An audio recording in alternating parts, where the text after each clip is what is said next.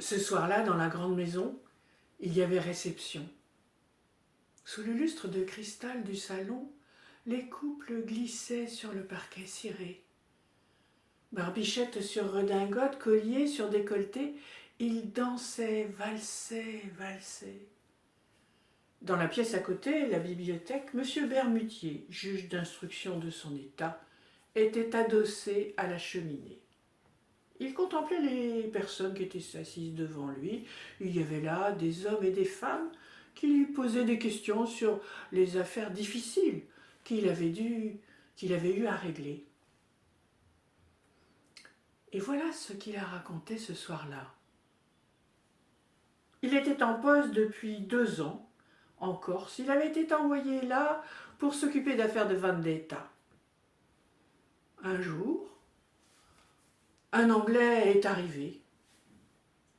Il avait loué une grande villa avec un grand parc juste sur la baie d'Ajaccio. On ne savait rien de lui. Il ne venait jamais en ville. Ce qu'on entendait, c'était qu'il s'entraînait tous les matins au pistolet, à la carabine, 2-3 heures. Et puis après, il passait le plus clair de son temps à chasser ou à pêcher. Voilà, on ne savait rien. Alors les gens, les racontars couraient. C'était d'abord un réfugié politique, et puis un assassin de la pire espèce qui fuyait la justice de son pays. Tout y est passé. Monsieur Bermutier avait diligenté une petite enquête. Il n'avait pas appris beaucoup de choses défavorables vis-à-vis de cet Anglais. Il se faisait appeler Sir John Rowell. On savait qu'il était passé par Marseille en passant, qu'il avait pris là un jeune garçon du pays pour être son serviteur, et voilà tout. Et les gens montaient.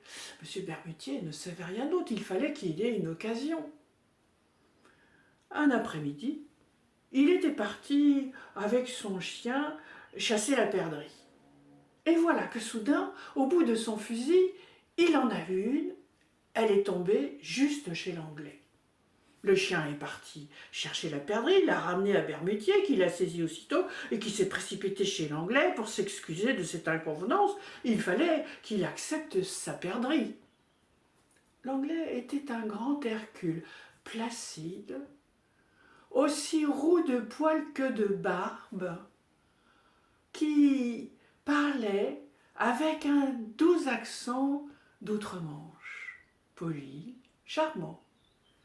Ils ont eu quelques banals échanges, et puis voilà.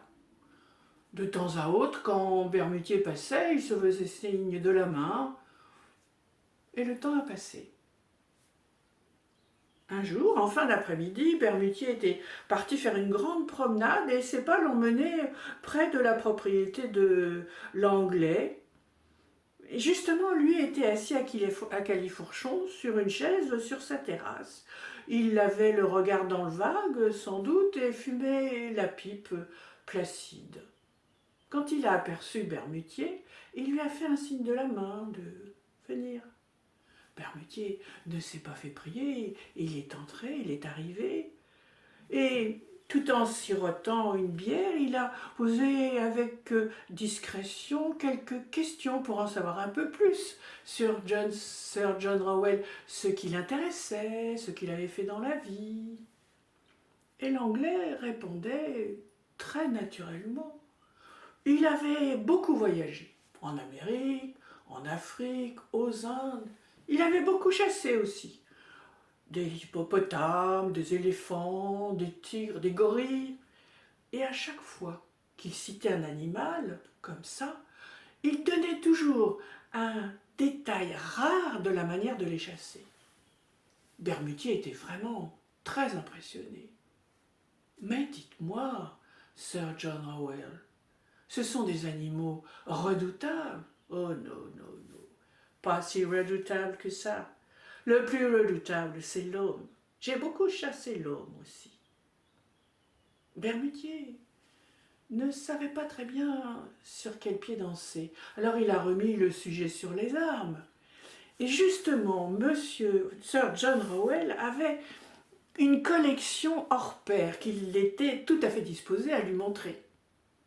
Les deux hommes sont entrés, après avoir gravi quelques marches du perron, ils sont entrés dans un hall frais, dallé de noir et blanc. Sur la droite, il y avait une porte ouverte qui donnait sur un grand salon. Ils sont entrés. Les murs étaient tapissés d'un drap de soie noire, sur lequel couraient des chrysanthèmes or. Et sur un mur, il y avait un carré de velours rouge foncé. Monsieur Bermutier s'est approché. Mais qu'est-ce donc ça? Et là, il a vu une main. Une main pas propre comme celle d'un squelette, non, une main sale, une main couverte de sang séché qui faisait comme de la crasse, des doigts longs, des ongles recourbés et une coupure nette à hauteur de l'avant-bras. Cette main était accrochée au poignet par une chaîne épaisse, aussi épaisse que s'il fallait tenir un éléphant en laisse. Et cette chaîne était virée au mur. Mais qui est cet homme? Devait être un colosse. Avec des mains pareilles, Bermutier a approché la main de cette main sale. Il l'a effleurée.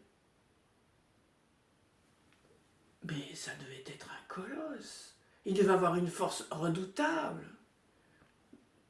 Très fort. Comment? Il était très fort, mais j'ai été plus fort que lui. L'avant-bras coupé net, après la peau enlevée avec cailloux pointus, séchée au soleil pendant 8 jours, et voilà.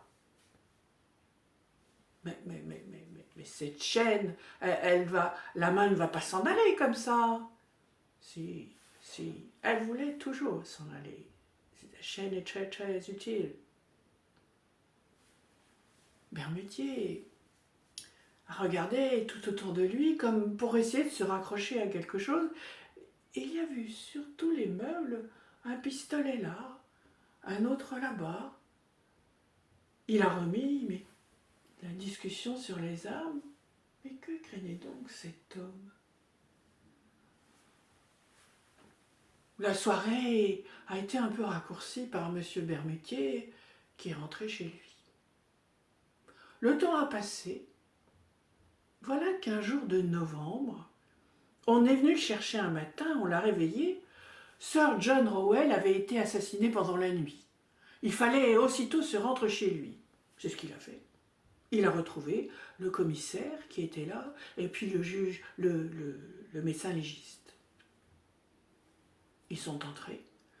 Ils ont croisé le domestique qui était en larmes, ils l'ont interrogé, visiblement il ne savait rien, ils sont entrés dans le salon.